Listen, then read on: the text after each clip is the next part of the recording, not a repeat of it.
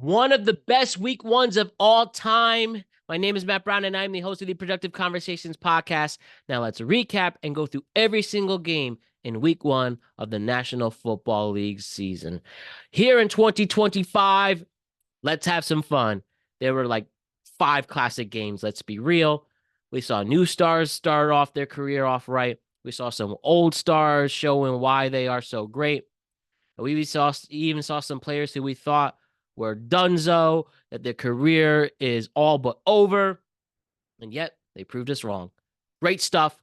So let's talk about every single game in the NFL season right here, right now. This is a productive conversation about week one in the NFL. And don't forget to like and subscribe to the Productive Conversations podcast on all podcast platforms and YouTube. And check out exclusive content regarding the show across all social media platforms. Instagram at Productive Conversations Podcast, X at Prod Convo Pod, TikTok at Prod Convo Pod, Facebook/Meta at Productive Conversations, and check us out here on YouTube at Productive Conversations Podcast. So let's talk about the Sunday night thriller, a game that nobody in Buffalo will ever forget. That is obviously the Sunday night game between the Bills and the Ravens, where the Bills win by a score of 41-40. Where Josh Allen and the Bills at one point were down 40-25 in the fourth quarter after a spectacular DeAndre Hopkins one-handed catch. And yet, that really wasn't enough. We have one NFL legend in Joey Bosa, a borderline Hall of Famer, causing a major forced fumble with a future Hall of Famer in Derrick Henry.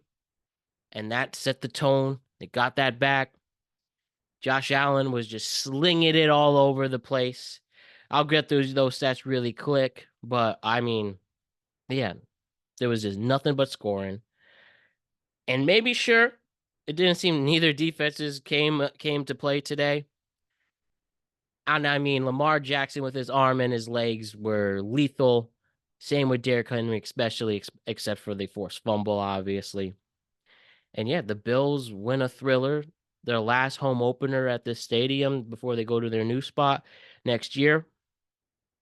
And that might set the tone this season. We'll not forget about this.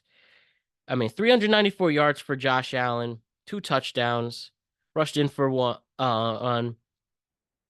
I mean, everybody came to play today. These two stellar offenses showed why they are forces to be reckoned with. And in this war of attrition, it was the Bills who came out on top. And then in the Matt Prater field goal to walk it off, that was beautiful stuff. I'm sure the Bills Mafia is celebrating now. I could hear them thousands of miles north from me.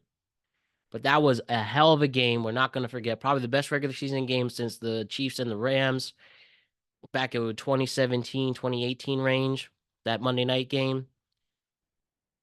Yeah, and I mean, wow. Incredible fantasy game or horrible fantasy loss. Probably that's what happened with me. Well, what are you going to do, right? That's fantasy, the ultimate luck sport. Or sport, the ultimate luck game. Ultimate luck gambling moment. But it was great stuff. Again, even though it felt like it was just mostly Lamar and Derrick Henry for the most part against the Bills defense, and then Josh Allen showing why he's the reigning MVP. And I think if you're a true football fan, you really appreciate what happened on Sunday night. What a thriller. So much fun to watch. And the Bills go out on top. 41-40. Then the Lions and Packers took place in Green Bay. Micah Parsons' first game in a Packers uniform. And they really made a statement in the NFC North today. Jordan Love was efficient throughout. The defense just manhandled Jared Goff. And after Micah Parsons got his first sack as a Packer, putting his hand up to the sky, you knew that he is going to be a force to be reckoned with. He is here to stay. And watch out, NFC linemen and every other offense in the league. After the trade that really rocked what's going on with Dallas sending Micah Parsons out just a week before this season starts, he looked ready. Didn't look like he had a back issue at all. And while Detroit's offense really never found a rhythm, And sure, if you want to talk about this is because of the coordinator changes. Jared Goff can't play without Ben Johnson as your coordinator. Please. Again, there wasn't anything of too concern, and probably the score will look a lot worse without the last minute touchdown. But I think ultimately this set the tone for Green Bay to show who's boss in the division. The Bears and Vikings are going to play on Monday night. I don't think they'll play as stellar of a games that we have seen this weekend, but ultimately that Green Bay set the tone today. Big 23-13 victory. The Steelers and the Jets. Oh boy. I was screaming throughout this game. As somebody who loves New Jersey, who loves East Rutherford, spends plenty of time out there. And I can only imagine that what happened was just such a Jets thing to happen, right? Aaron Rodgers comes back. And what does he do? Throw 4 touchdowns, 0 turnovers. And while the Jets actually outgained Pittsburgh, but sloppy penalties and a costly turnover during the kickoff on special teams after the Steelers scored. Fumble happens, Steelers score again. Jets defense gives up what? 14 points in a matter of 3 plays in 30 seconds. You knew it was a done deal. And while the Jets looked very talented and looked very disciplined, but Chris Boswell's 60-yard field goal going through the uprights. And then Justin Fields, who had a great game, who looked pretty solid. But these two teams were chirping at each other all day, a lot of pushing and shoving and complaining, especially from Jalen Ramsey. Well, Jalen Ramsey made the game-winning pass break, right? Pauses Garrett Wilson to drop the ball, and why another future Hall of Famer shows why he's so damn good. What a good game for the Steelers. What a heartbreaker for the Jets. Aaron Rodgers, flaunting, going up at that podium saying, yeah, there were people in this organization who thought I couldn't play, and I just wanted to show I could still play. And he did exactly that. Good work, Aaron. Tough break for the Jets. But boy, sweet, sweet revenge on Aaron Glenn, especially he must feel, having him fly cross country, telling him he's not coming back, flying back, and then giving him a tough loss to start his career. And it really looked like that the Jets were going to pull this off. But once again, the Jets are going to jet. I'm sure this will go down. And this will go down in all Jet fans' memories from the AFC championship losses to the butt fumble to Aaron Rodgers coming back. Aaron Rodgers tearing his Achilles 4 plays in. And who would have thought 2 years later on that same field, he tore his Achilles, he would lead an incredible comeback victory for Pittsburgh. And again, defense does not look good on either side of the ball. Very surprised about the Steelers defense, especially. But we know what ultimately happened. Jets lose 34-32. The Buccaneers and the Falcons, right? The Buccaneers and the Falcons. Another thrilling game. Another game if you are a Baker Mayfield fan and you are really excited for. This Emeka Jabuka, we'll call him Emeka. I apologize. But having 2 touchdowns in your debut. Hassan Reddick going all over the place, making a crucial sack in the game for the Falcons. Michael Penix at points looked really good, competent. And he showed some flashes, but clearly was rattled under pressure throughout this game. Was not getting any help from his line whatsoever. And then not having Mooney either. Already 2 strikes there. But then Koo, who's been often reliable, missing the game-tying field goal, leads to the Bucs nailing out and barely escaping with a victory. But a win's a win. The Bucs set the tone for their division. Now up, and they win 23-20. Cardinals and Saints, a lot closer than people thought. And give credit to Spencer Rattler for hanging in there himself. A lot of credit to Spencer Rattler. And Kyle Murray, I guess, was sick, but he still led the team to the road victory. And while it seemed that the defense for Arizona was limited throughout. They were able to still make up for it offensively. But I mean, the Saints were causing pressure. Kyler was running often, but and then Kamara had a great game for the New Orleans too. But ultimately, the Cardinals ran away with it, and they won a nail biter 23-13. 23-13 for Arizona. The Colts and the Dolphins. I've loved Daniel Jones. I always thought he had talent. Sure, I've been back and forth with him, and I'm on the record going back and forth with Daniel Jones. But bro went off today, and you only knew this was going to happen. Already set the tone against Miami, a Miami team that's had a tough offseason. Mike McDaniel's definitely on the hot seat. Tyreek Hill was causing problems, doesn't even get to be voted captain by the team. But Daniel Jones, with nothing to lose, he goes off 197 rushing yards, 2 rushing touchdowns, gets 3 touchdowns in the air. DJ has led his points. He led the team to points on every single drive of the game. The defense was just overshadowed. They could not contain anybody. And I guess the Colts have shown that they are more competitive than expected. If you're a Giants fan, you should be happy for Daniel Jones. Again, I think it was more of the organization letting him down than his actual talent. Sure, there were questions about whether he could read defenses, his decision-making at the quarterback decision. I mean, it showed he could do something. He has a playoff win under his belt. Got to a second contract, but it was all just a mess. Finally scored a touchdown in an opening game, too. And the Colts snapped actually 11 game opening day winless streak. But you got to be happy for DJ. Again, when I said 197 rushing yards, that was for the whole team. But it was some good stuff. 272 yards in the air, 22 for 29, 1 throwing touchdown, 2 rushing touchdowns. And I'm happy. I'm very happy for Daniel Jones. 33-8 is your final score. 33-8, Indianapolis. The Bengals and the Browns. Man, Bengals barely got this one, but did not cover. The reason why I lost a parlay. But they're up. They win the game 17-10. A low scoring, physical, absolutely physical. I got nerve. I mean, especially that Myles Garrett sack of hit right on hitting. He is right on hitting Joe Burrow's shoulder, and he falls down. He wasn't flashy, but he was clutch when he needed to be. And Joe Flacco just couldn't finish those last drives.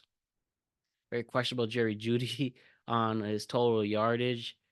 Instead of doing the lateral to try to bring the ball downfield at the last play of the game, he took it himself to get the over. Whatever. I mean, we'll see what happens there. But the Bengals getting a win, but it was a little too close for comfort in the Battle of Ohio. Bengals win 17-16. Titans and Broncos. I was a little disappointed in this, right?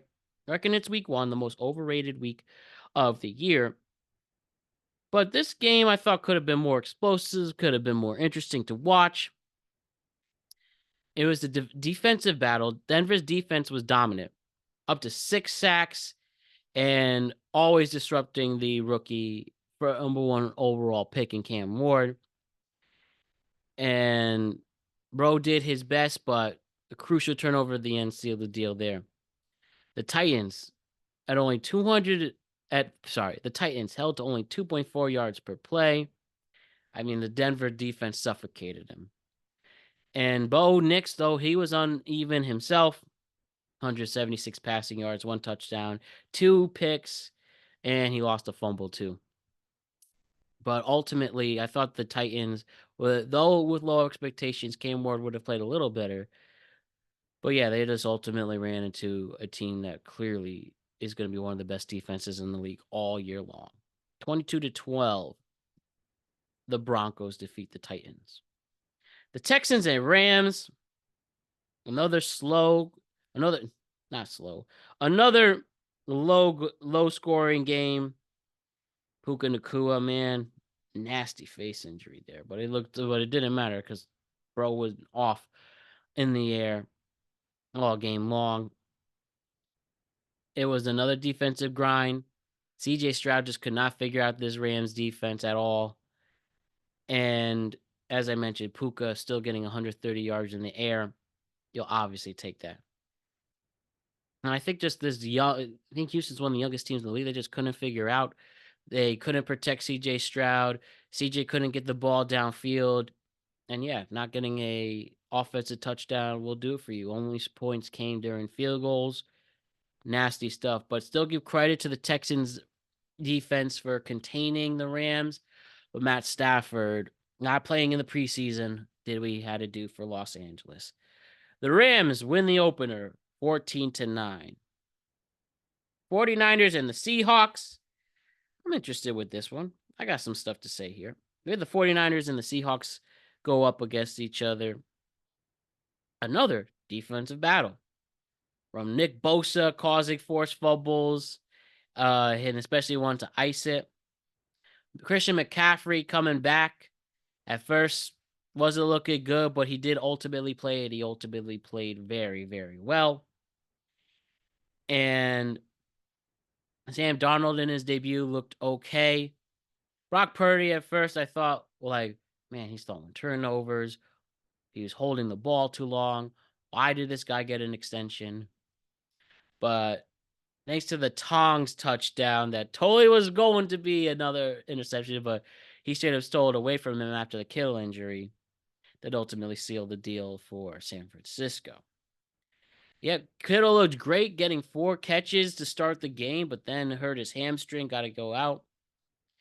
And then also the kicker with some concerning missed field goal attempts.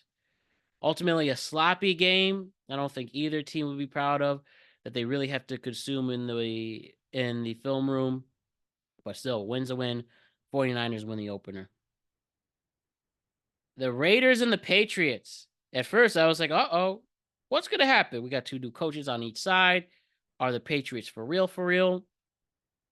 Nope. Not yet, at least. Geno Smith looks sharp. 362 yards in the air. You'll take that. The Ravens look balanced. Gentry looked good. The passing game was stellar. And the Pats without Christian Gonzalez, tough game on the defensive side. And the offense was okay at times, looking really good in the first half, bad in the second half. Ultimately, it looks like it's going to be a long season for the Patriots, still needing to rebuild. And Drake May, after today, nothing really impressive, unfortunately. The Vegas Raiders go out on top. The Giants and the Commanders, my favorite football team. I had expectations, right? And we know the Giants have the very hardest schedule. Have the hardest schedule in the league, but still have expectations to be competitive. And for the most part, especially defensively, they held it down. Jaden Daniels looked poised, looked dynamic, but he was pressured. They only scored 21 points in the whole game. Especially the second half was a lot quieter than the first. I'm happy with how the Giants performed defensively. It's offensively that's the problem. But we continue to have the tradition. They have bad offensive line play. Now Russell Wilson behind center. And what did he do? He showed that he had poor accuracy, low energy on offense. There was no running game whatsoever. Could not get the ball to Malik Neighbors, and he was visibly cross. And then more growing tensions from Brian Daboll yelling at Neighbors on the sideline. Not what you wanted to see. Again, the defense was okay, but I don't think this score was as much of a runaway as you thought. It was just David Daniels doing what he could against a pretty solid defense with a really good pass rush. And once he did get the ball down the field, and once the running game figured it out, they did score points and they did gain yards. But ultimately, the concern with the Giants is offense. And just what a boring game on offense. They just could not go down the field. I was a little excited at first. Cave Scatterboo, I think he broke 3 tackles on his in his debut, right? In his first drive. And then when Bro runs into his own offensive lineman, that sucked. Obviously, the killer was 5 different plays on 4th and goal. 5. You're right on the 1. Then they have a crucial penalty. Then you go back. You always go score 3 points. You cannot get into the end zone. That's bad. And maybe that's why Brian Dable didn't commit to Russell Wilson in week 2. And we know that him and Shane are on the hot seat. And Saturday was not, though it was closer than you'd think. But because the offense was so incompetent, you are very upset. You're concerned with what the Giants are doing. And with that, Daboll not committing to Russell Wilson speaks volumes. He knows his job's on the line. Can we already see Jackson Dart start in week 2? I mean, shoot, we don't have anything to lose against Dallas. Prime time, probably. I have to double check on that, but the Giants looking awful, Commanders looking normal. Now with Deebo Samuel as an additional weapon for Jaden Daniels, and they look great today, like 77 yards in total. And this running back goes by the name of Bill with a complicated name. He looks like he might be in a good spot for the Commanders. Shouts to you Commanders fans who stuck with them, because you are definitely in a good spot now. Commanders defeat the Giants by a score of 21-6. Panthers are the Jaguars despite having the rain delay. Saw the debut of Travis Hunter. Didn't do much there. But Trevor Lawrence seems to get worse year after year after year. But it was only Travis Etienne, and luckily they were playing a team that's even in worse shambles than they are. I mean, Jacksonville, they got the win, right? That's all that matters. And it was the Jaguars defense that did way better.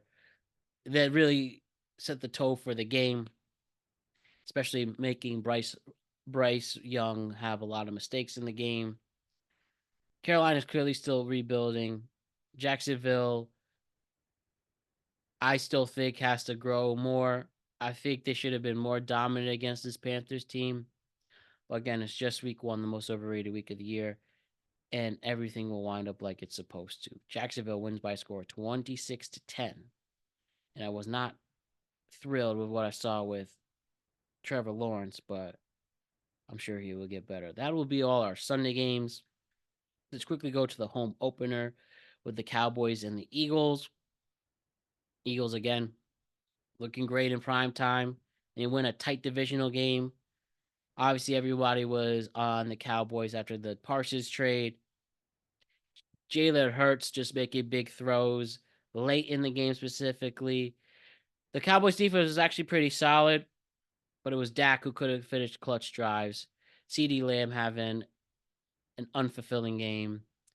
This running back committee with, quite frankly, washed players was Miles Saunders is your running back 1. Not going to win.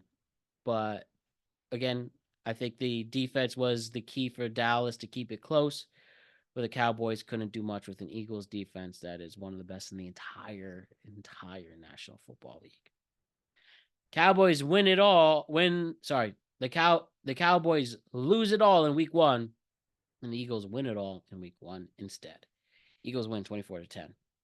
And the last game, before we say goodbye, is the Chiefs of the Chargers in Brazil for some reason, a greedy reason, but they win.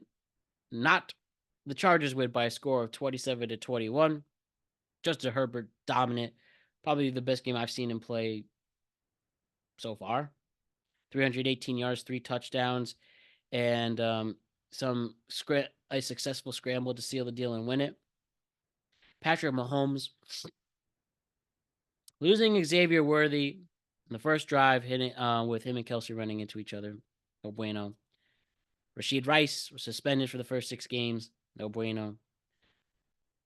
So despite not really having much of a receiving core, he was still able to get 256 passing yards. He got a touchdown, rated for one. And I guess it was just the early deficit the Chiefs created for themselves is what he could have come back from, but it was still impressive. And it was ultimately the Chiefs' defense actually not looking that good towards the end, which was a difference maker. And sure, they made a bit of a run at the end. Kelsey with a late touchdown, Booker with a huge field goal. But ultimately, the Chargers ran away with it thanks to Justin Herbert's stellar play, his weapons looking really good. I was the dummy who talked about why is Keenan Allen going to actually contribute. Makes me eat crow. Was a big reason why the Chargers ultimately won. And maybe the AFC West as a division is something to pay attention to a little more. Who knows if it's going to be the Chiefs' year once again? As I said, I still think they'll hit the over/under because Patrick Mahomes is clearly that good. I actually got a little more respect for him. Losing his two top receivers is still having a hell of a game against a pretty good Chiefs defense. But it was just a her bum, somebody who's known for not coming up clutch, who has fallen. A bro is now dating a major pop star, Madison Breer, and bro has a hell of a game himself internationally. Let's pay attention a little more to see what Justin Herbert does after a very, very crucial win to start the season, set the tone for the year, and set the tone for the division. Raiders should be good. Broncos should be good. Everybody won, but the Chiefs in that division. And it would be nice if it stayed that way, if that was a race between those three. But we have a lot of season to go, and it's going to be a great ride. So thank you for joining me for a productive conversation about week 1 of the National Football League. I'll see you next week for week 2. Don't forget to check out the tweet cap on Tuesday as we review the biggest stories, the trending stories, and what's popular in our world across sports, news, entertainment, and culture. That will be on Monday night. Sorry, that will be on Tuesday night, and then not Tuesday night. That will be on Tuesday, and then on Friday we will do it again to recap the biggest stories of the upcoming week. So let's have a good week. Let's set the tone. Also check out our week 2 recap for our productive conversation on college football. So a week 2 in the college football realm, and we'll have a lot of fun until then. So let's have a good week. I'll see you all very, very soon. And all the love, everybody.